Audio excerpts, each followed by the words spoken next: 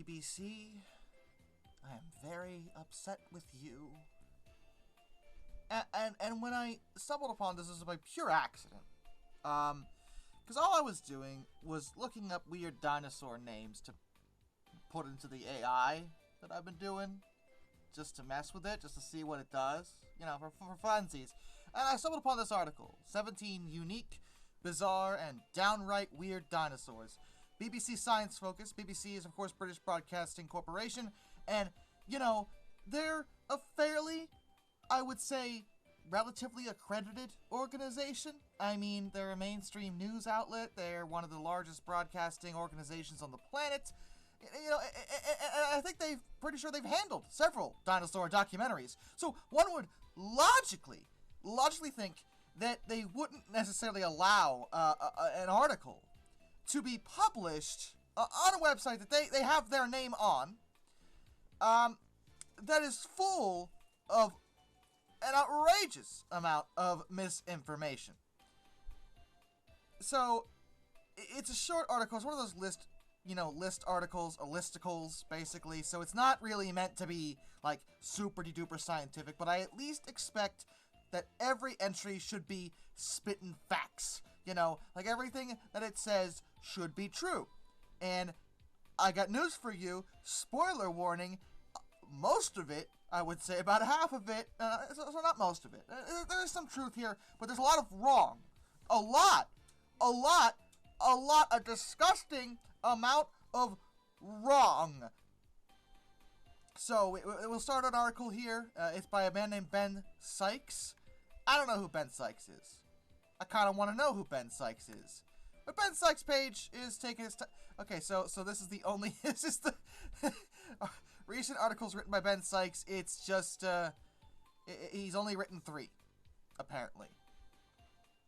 I am not going to bother with any of the other 2, because the first one annoyed me so much. But given the fact that they only let him write 3, is a bad sign, in my opinion. This was published back on May 30th, 2018, so it is an older article, which is going to explain some of the things in it,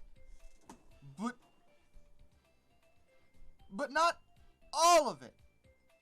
So let's move forward. The first entry number 1, Suzhousaurus. Oh, no, sorry. Suzhousaurus.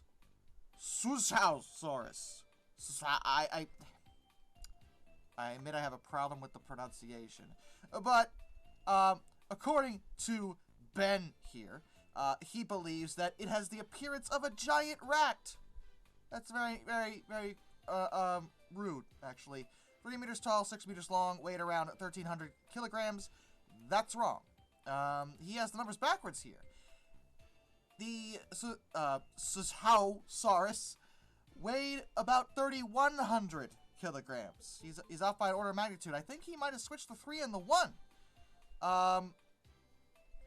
He also calls the body furry.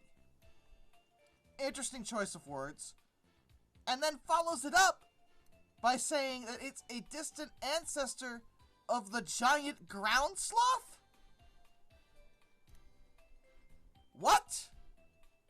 Okay, so this is a dinosaur. First of all, it wasn't furry. It probably had feathers, but it wasn't furry.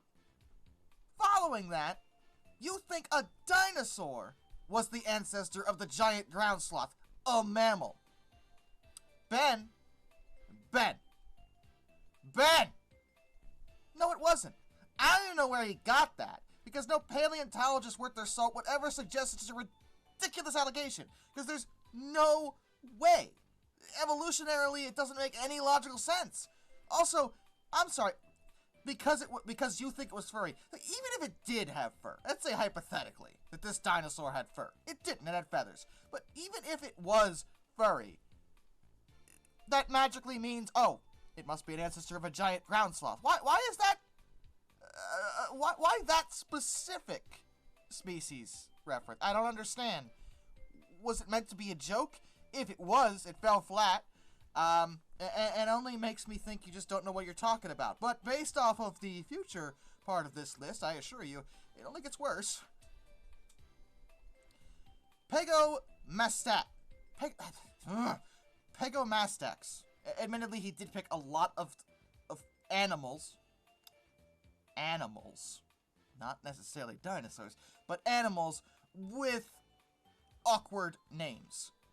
But Pegomastax, he says, is a herbivore just 60 centimeters long, covered in quills, described as a cross between a parrot and a porcupine. It had a head, it had a beak, and teeth, which sharpened themselves against each other. These are all interesting statements, because we have very few remains of Pegomastax. The quill thing is purely an artist's interpretation. Also, again, probably feathers. And beak and teeth. That sharpened themselves? I don't know about that statement. I mean, the teeth are one of the few things we have found of the animal. And we have a lower jawbone. But, yeah, there's a lot of things, there's a lot of suppositions. Also, parrot and porcupine. What? Where did you get that? Who said that? Who said that? I don't know who said that. But it wasn't anyone who knew what they were talking about. I'm just saying.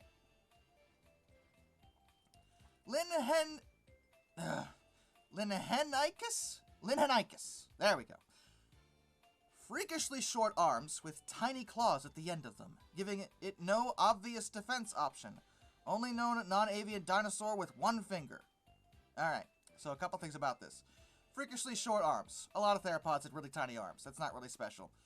And giving it no obvious defense option, this is such a dated viewpoint of theropods. Because we see their short arms and say, how do they defend themselves? But they're like birds. They would have used their faces pecking a lot or biting. And I don't know about you, but I wouldn't want to get hit, or shall I say, kicked by most theropods. They have sharp claws on their feet. So it could have defended itself. Also, it would have been pretty fast. But I will give Benny Boy this. Linhenykus is the only non-avian dinosaur with one finger. That is a true statement. It did only have one appendage, which is unique. That is not normal. They would have had at least 2 or 3, and literally every other species that we know of. Linhenykus is different. So that part is true. We got there. We got to some facts. Good work, Ben. It took us 3 entries, but we got there. Epidendrosaurus. Alright. So, this will be a fun one. A tiny, flightless, feathered dinosaur with elongated forearms completely out of proportion with the rest of its body.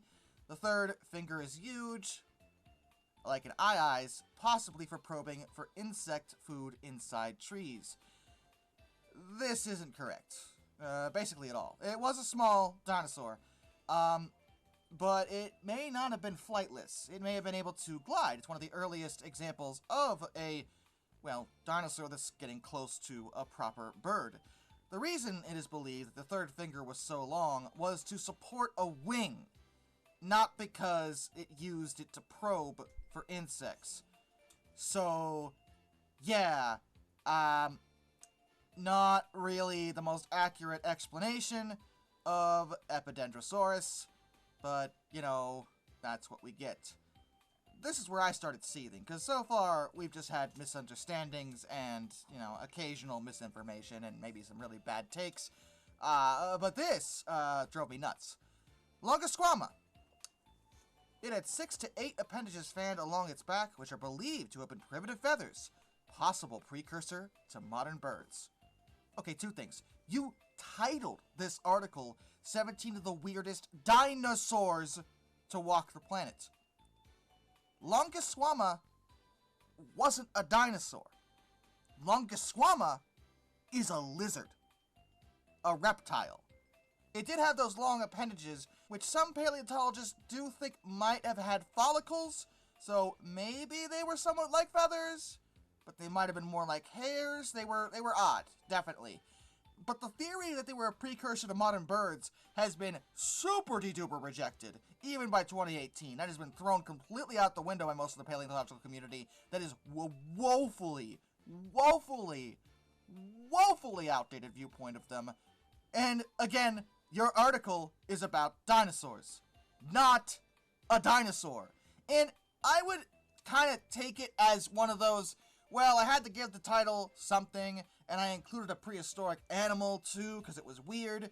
And I would accept that if you had clarified at any point during your little blurb about Longisquama that this isn't a dinosaur. But you never do. Therefore, it leads the reader, if they don't already know, to think that this is a dinosaur, when it wasn't. Gigantoraptor. At nearly 5 meters tall and 8 meters long, you missed a space there, good buddy. It was possibly the largest feathered dinosaur / bird in history. Okay, no, let's just drop the / bird because it was a dinosaur. Just a flat dinosaur. They hadn't hit bird yet, so there'd be no need to do / bird for any reason, because it wasn't a bird. It was a dinosaur. It was feathered, and it was a very big feathered dinosaur. And it is debated as to how feathered they would have been in adulthood, as some think they may have shed a lot of them, but others aren't sure. It's one of those things that are kind of back and forth. He goes on to say they weighed up to 2,000 kilograms, had no teeth, and strange claws on its wings. Okay, whatever. But the feathered thing is one of those things that paleontologists still go back and forth on. And that's also one of the other frustrating things about these kinds of articles, because they say these things as if they're matter of fact, when oftentimes they're things that certain paleontologists have proposed or suggested, and it's still being ironed out or debated.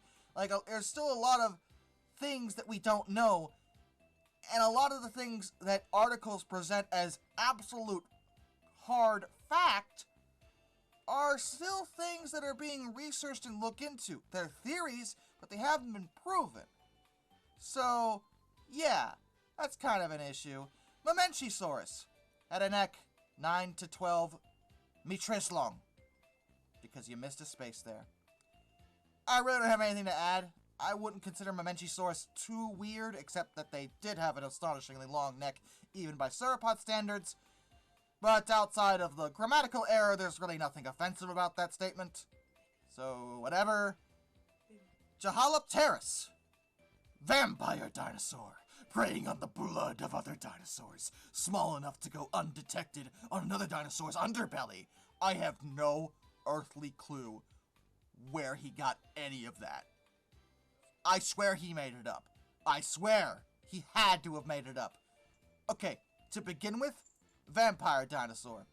Neither vampire nor dinosaur. Flying reptile.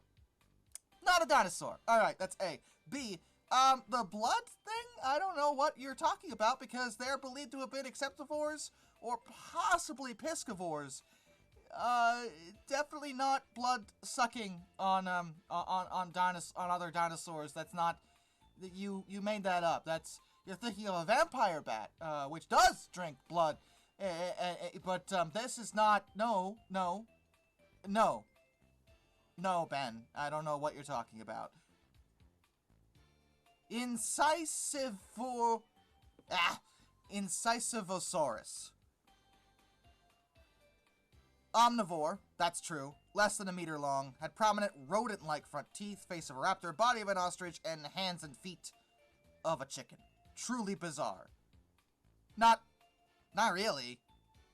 I mean, that looks like a bird-like dinosaur. It's about right. Also, I like the body of an ostrich, but hands and feet of a chicken. I mean, ostriches and chickens don't have feet that are that dissimilar. They're three-toed. I mean, the theropods, actually. It's not really... No, the weirdest thing about them is the teeth, which they did have weird rodent-like front teeth. That is true. And they are believed to have been omnivores, because the front teeth show similar wear to what is seen on herbivores. But it's also believed they would have eaten meat, too. So, yeah, that part's correct, but everything else is just... they're really not that weird, especially when you immediately threw Sharovipteryx right after it, which was a pretty weird animal. And I'll give him this, Ben had the good sense this time to say, lizard-like flying reptile that fed on insects. Thank you. Thank you for that. They're not dinosaurs. You at least clarified this one. Although, flying reptile, no. They're believed to have been gliding reptiles, as it's not thought that they're bizarre membrane wing placement, with their being attached to their back legs, not their front legs, would have been good for sustained flight. But whatever. Helicoprion, which is obviously not a dinosaur. It's, well, I was about to say a shark, but that's not true either. It's a shark-like fish. They're closely related to sharks, but they aren't actual true sharks. So, Ben's got us here. A shark-like fish. He does say that. And that's correct. And most of what he says about it is fairly accurate for the most part. This is pretty harmless. Except that it's on a list featuring dinosaurs when it is quite clearly not. But whatever. Carnotaurus. Bipedal dinosaur. Okay, you could have just said theropod. With unique thick horizontal horns across the top of its head above the eyes. I mean, yeah, it had those horns, though they're actually more like osteoderms. And everything else is, pretty right. I mean, whatever. I wouldn't consider Carnotaurus that odd. I mean, I guess the tiny arms are a little weird, but other than that, whatever. Nigersaurus. Pretty much everything he says about Nigersaurus is fairly true. Except that he specifies 500 teeth when it had over 500 teeth. And that he implies that it only had 9 replacement teeth for those. But in reality, it would have replaced its teeth every, like, 14 days or so. So, yeah, Nigersaurus was a weird one, a weird sauropod, rather small for a sauropod.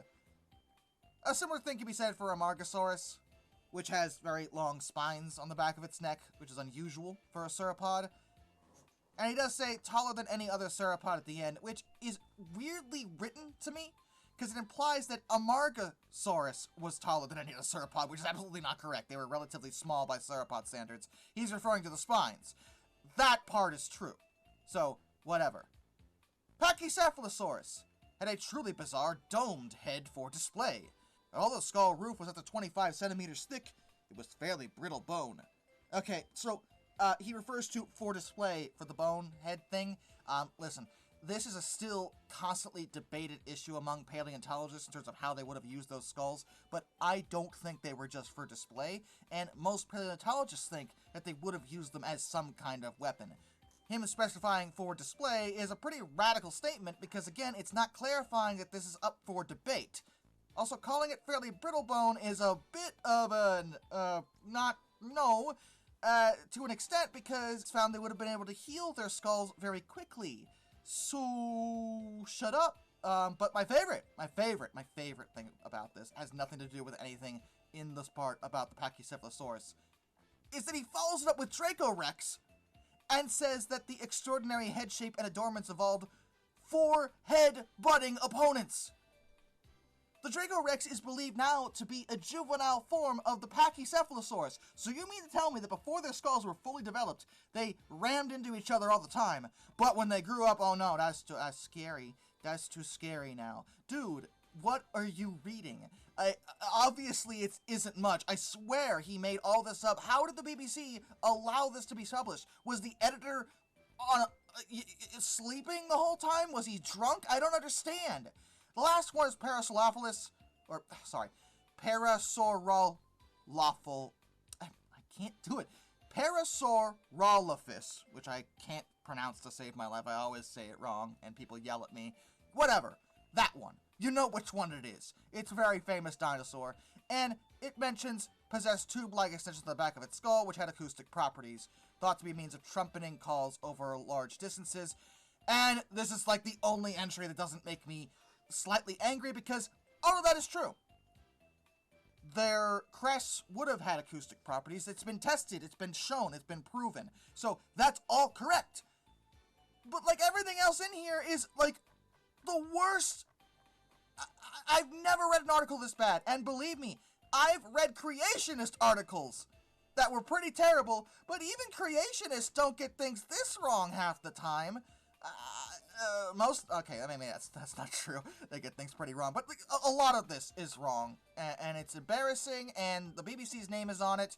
I know it was written back in 2018, but it's still up on the website. It showed up on a Google search when I was looking for weird dinosaur names. This article popped up on the first page, and it is chock full of lies. And falsehoods, and I don't like it. I don't like it. It makes me upset. And that's where we're at with it. And with that, a special thank you. That's all my Apex Predators. Metal for Life Guy, Dr. Razor78, and Arthur Roy. Till next time, this is Darkness, an individual of fun. Farewell.